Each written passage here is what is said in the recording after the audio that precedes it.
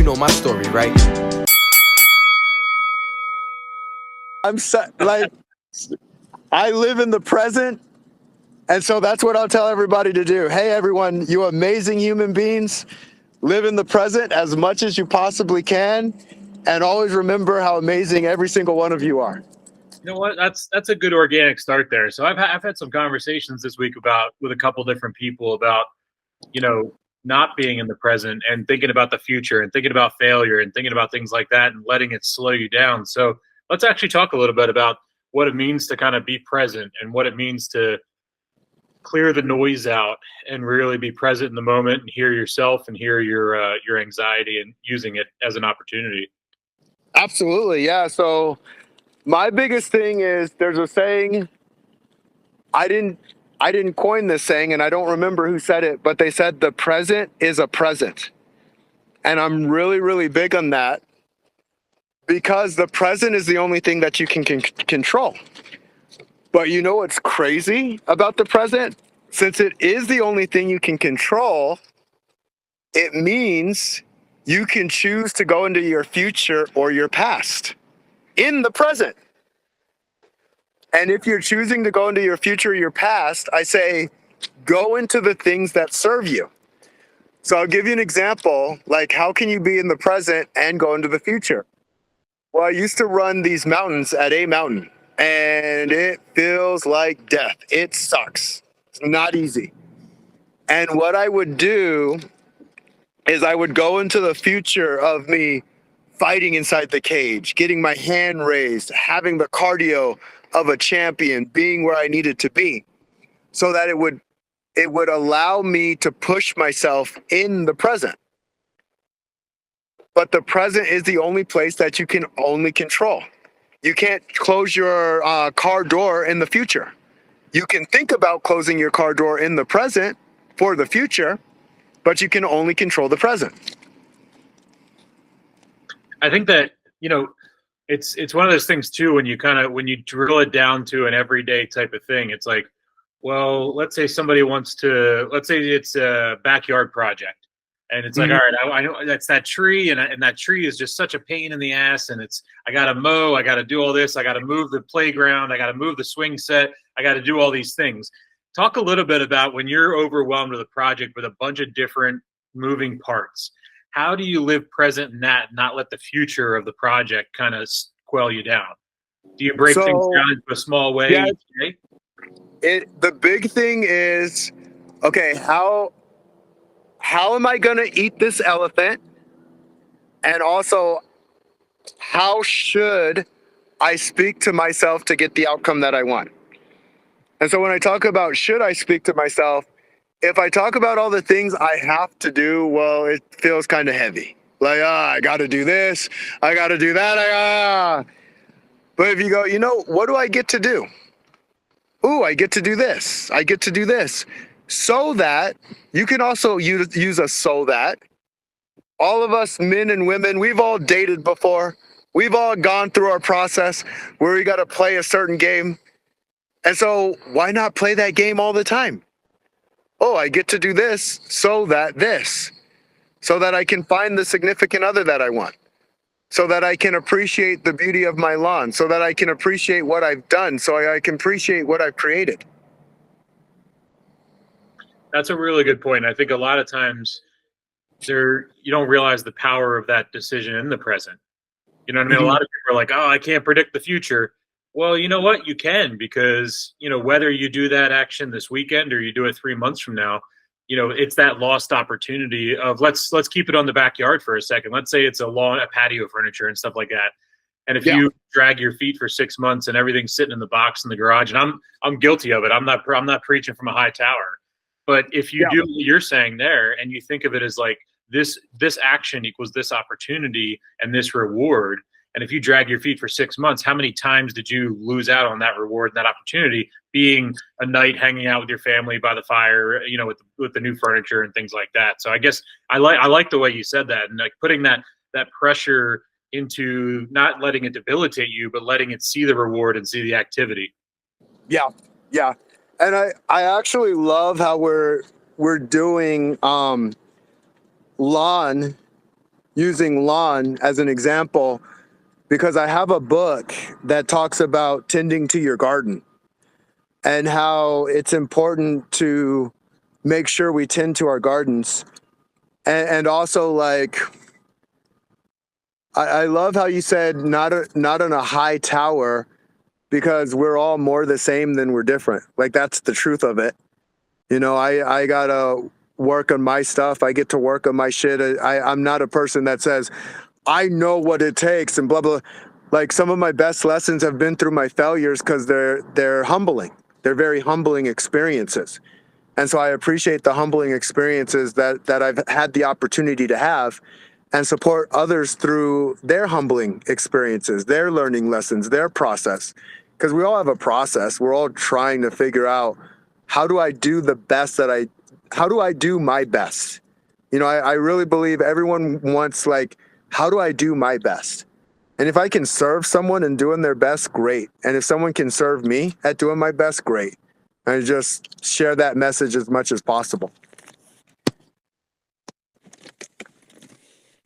Do you have any do you use grounding techniques, or how do you kind of make yourself present when you get overwhelmed in some sort of an emotional situation?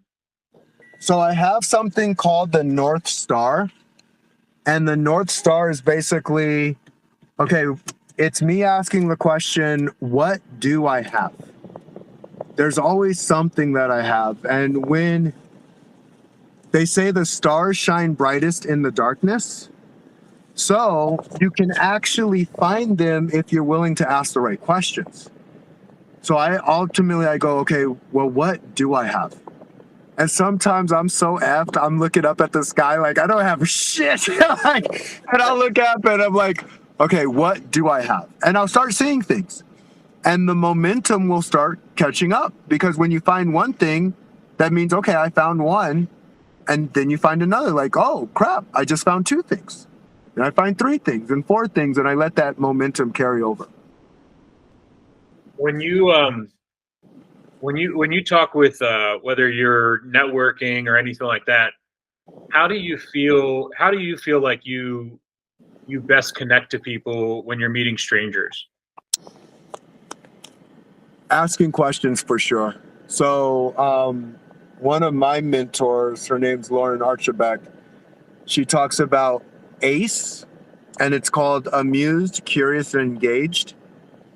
And ultimately, I do my best to ask questions to figure out, because I want to figure out, okay, what do we have? Where do we see eye to eye? Where do we not see eye to eye? And how can I effectively serve you? When you're talking to people and everything like that, are you thinking about, when you're thinking about ways that you can serve them, it's a combination for you probably, where it's like, how can I serve them directly, and then how can I also connect them to somebody else that can serve them in that situation? I think that's a very unique way. I know you and I've talked about that in the past, that not a lot of people's brains work that way. So that makes your kind of your internal, the younger kids won't get me, but the internal Rolodex spinning whenever with the index cards. Yep, 100%. And what's cool, our brain works the way we condition it to work. Now there is parameter, like I can't grow a beard like you, but we can both be sexy and bald. We can do that. But there's little things like, you'd be surprised how much you can change things when you're intentional with the change. And one thing that I learned, I'm like, oh my goodness, I was an accidental leader. I didn't even know that I was doing it. I just wanted to live my best life. That's what I wanted to focus on doing. And in doing so, I started picking up realizations along the way.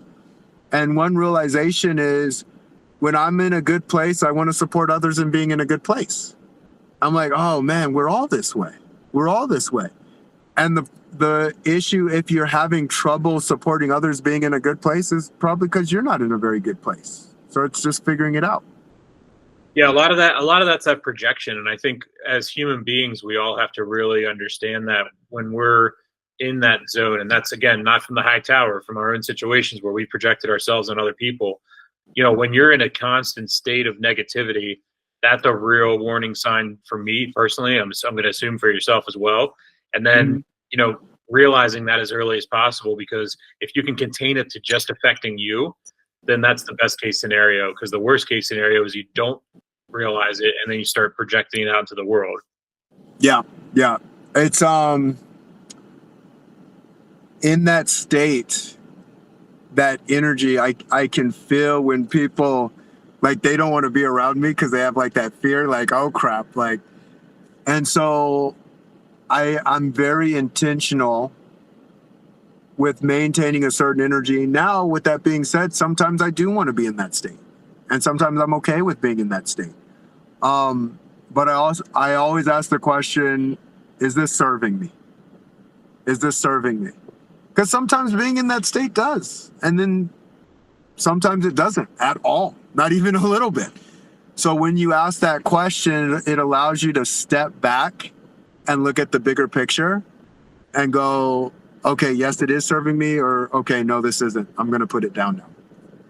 And I think I'm glad you asked the way you said that too, about sometimes it does serve you well and sometimes it doesn't. Like, I think back to a lot of times when I get in those negative spaces, I don't want to be social with other people because it's more of a protection thing for everybody else, as well as the fact that I'm like, okay, I got to work this out and figure this out.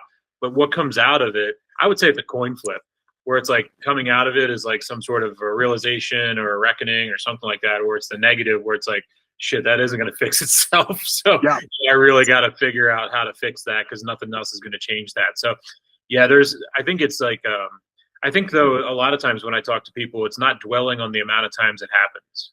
It's just as long as you keep moving forward. And I think that's where myself as well as others aren't realizing that everyone gets in these things. Like, I would say, well, for me, it's probably once a week or so I get into these little situations. You know what I mean? If not every day, it might be like a 15-minute one or whatever, 20-minute one, or I might have one a day.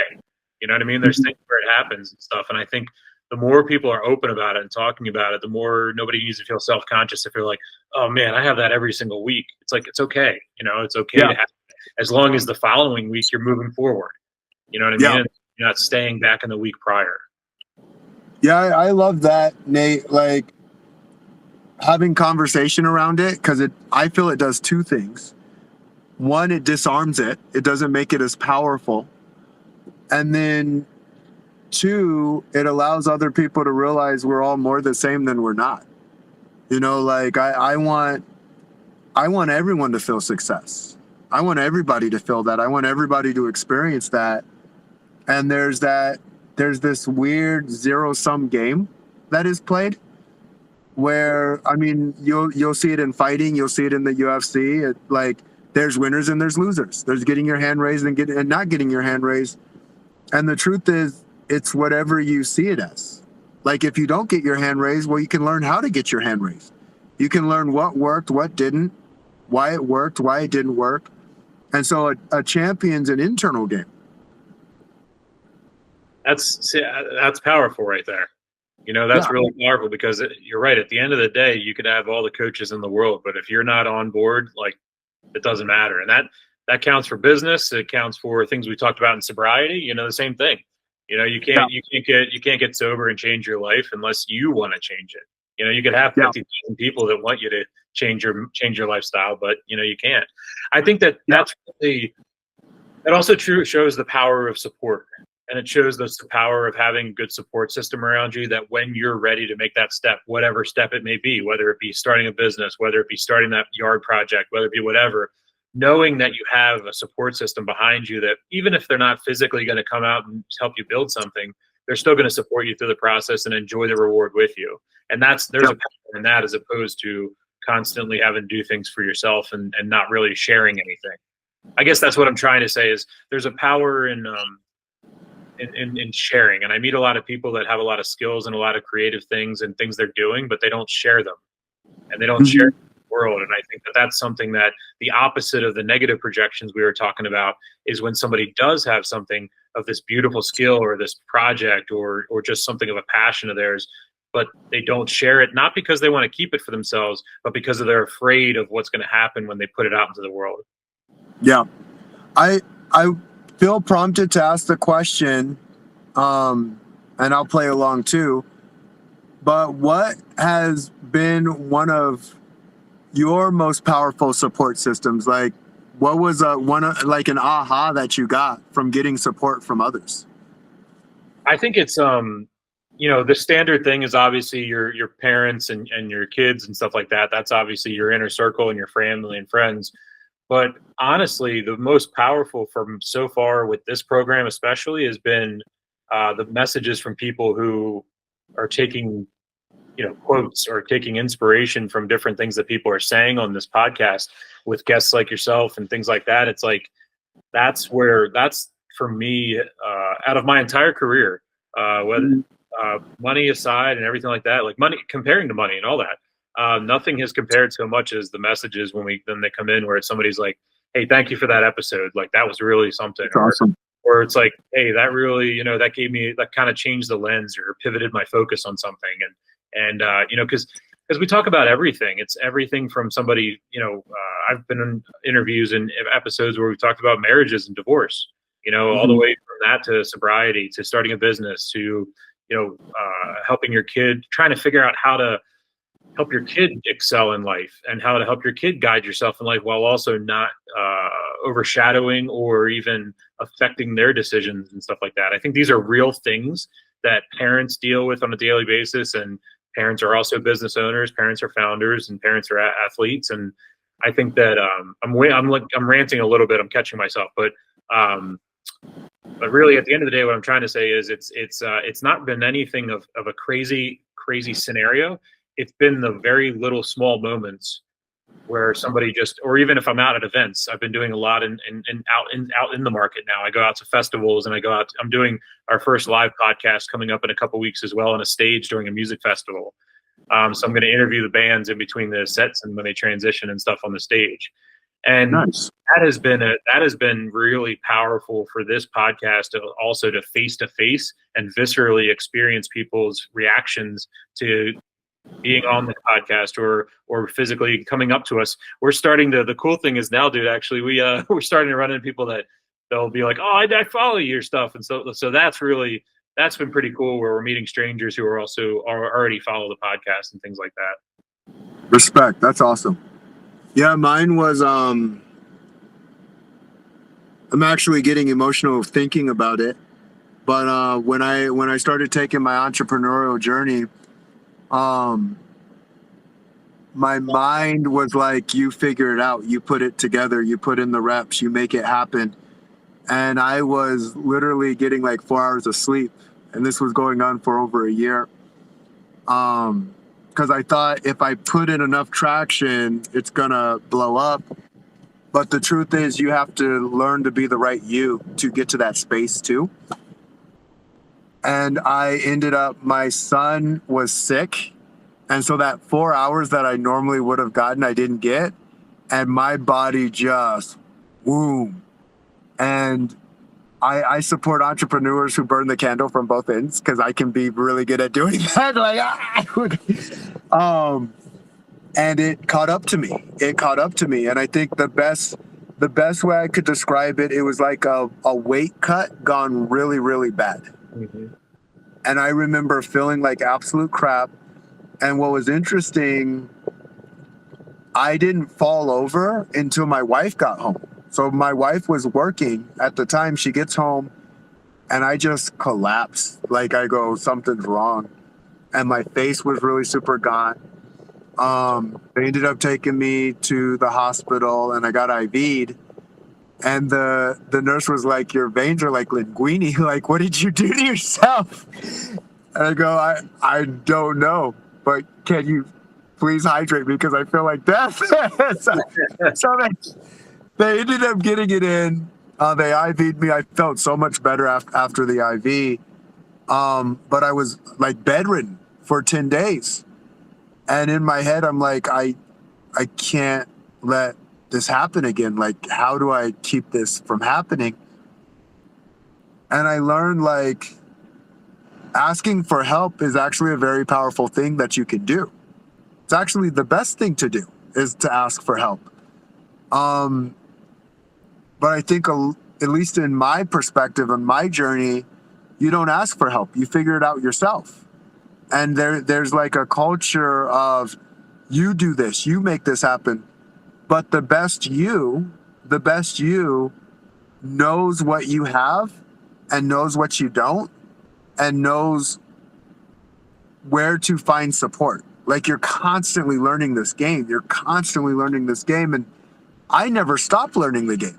You know, there's still things that I might be able to use support in that I didn't even know that I could use support in it.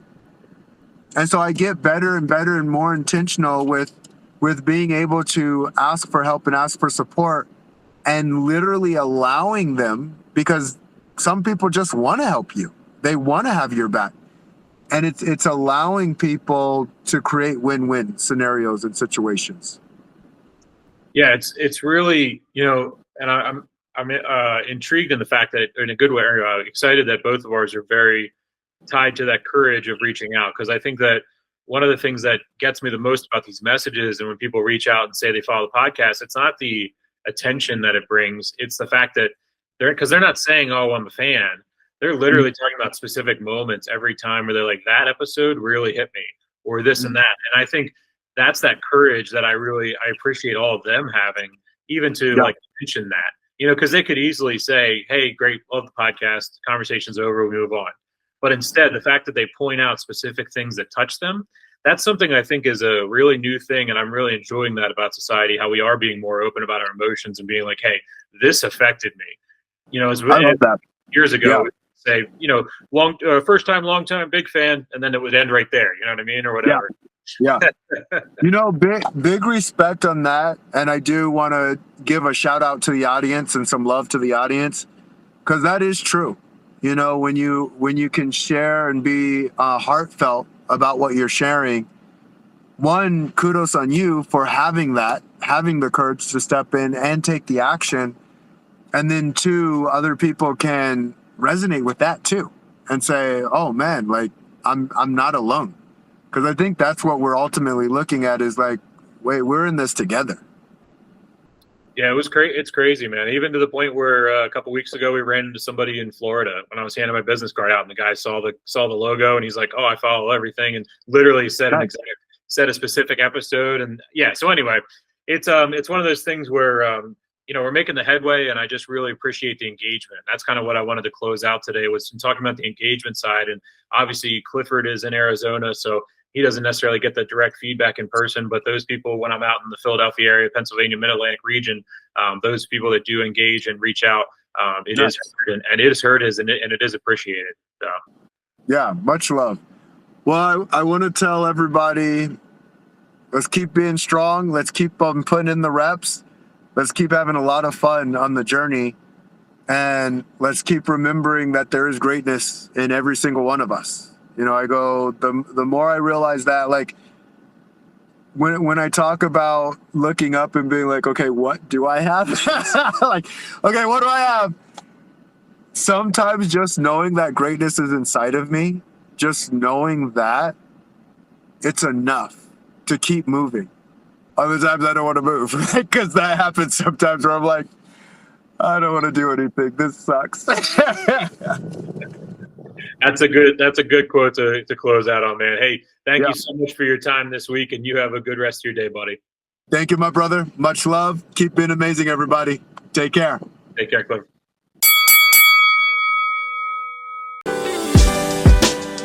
You know my story, right?